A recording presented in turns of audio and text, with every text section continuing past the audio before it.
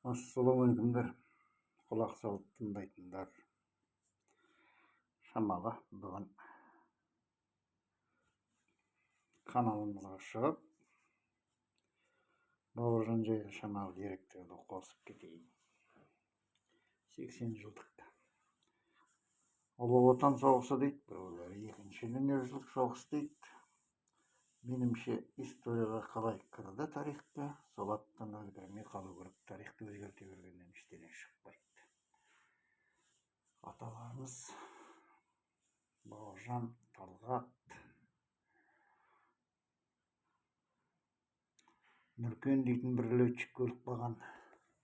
Волгоградта несі тұрған мемориалда аты жөні.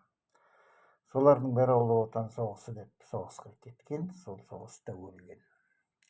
Сондықтан оны өзгертіп нететін ештеңесі жоқ. Бұл біздің соғыс емес деп айтуда мүмкіндікке келмейді шығар. Мен ойым бұл. Өз пікірім.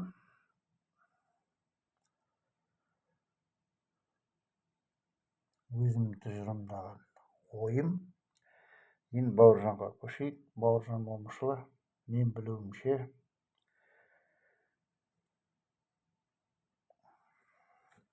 екі рет алтын сағат алып берген. Біреуін Надежда дейтін қызға айтысқа қатысып, айтыста қазақский трайбализм үстем болып, о қызға жеңісті бермей, ұпай санын төрелер кемітіп неткеннен кейін Бауыржан айтысты отқан атып айтады. Тоқтатты айтысты.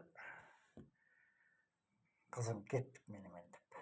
Содан ювелирный дүкенге барып, алтын сағат алып беріп, ана қыз алмаймын, ойбай. Мен дейтін ала алмаймын. Анау мынау, енді по-моему Шымкенттің қызы ма дейміз, жаңылыспасам. Фамилиясы Надежда Лушкина ма екен, или екі-үш Надежда болды, қазақша өлең айтады. Сол алмайым дегенмен бәукең береді, менен емес, бұл қазақ халқынан деп. Сосын қазақ халқынан дегеннен кейін ана қыз алтын сағатты алады.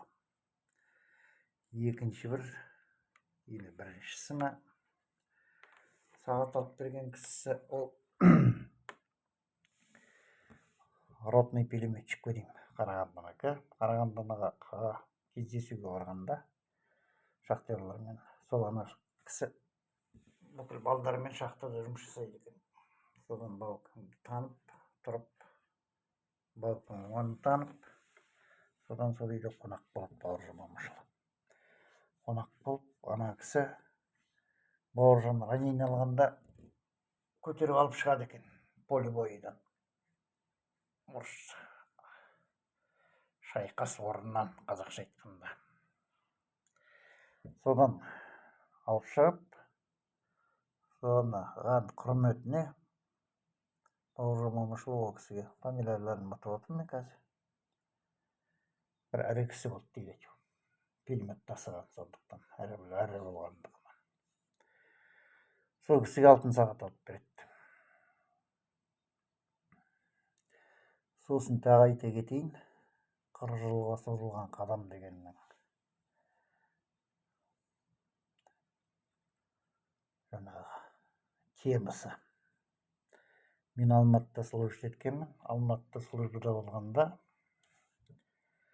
замполитке айтып, Алматыда служба етіп кетеді. Алматы столица Қазақстана, Казахский СССР.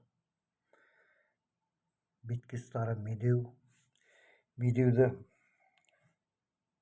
көрмей кетеді. Бұл тек Қазақстаннан служба етіп отқан жоқ. Сол жылы как раз Қазақстаннан біраз облысынан призыв кетті.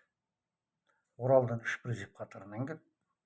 Ақтөбеден 1 призыв болды, Көкшетаудан болды, Петропавлдан болды, Қарағандыдан болды, Талдықорғаннан болды, Қостанайдан болды.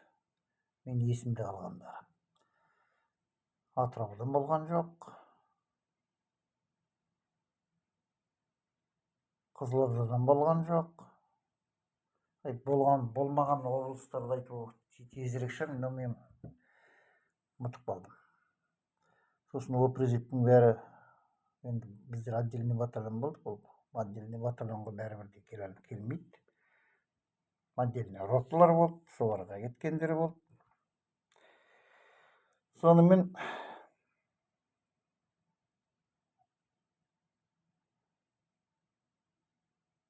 замполитке айтып, солай замполит автобус алып, автобуспен бәрін алып барып, соның ішінде мені тастап кетті.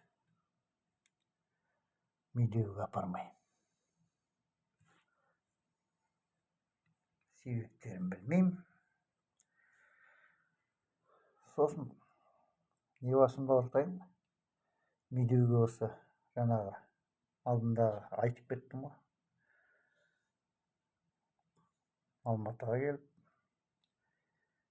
зиялы белсенділермен көрісіп, содан кейін Медеуге бардым.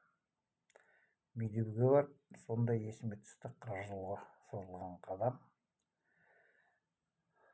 Бір себебі.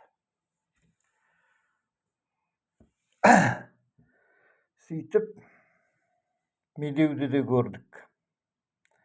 Замполиттің есімін атап,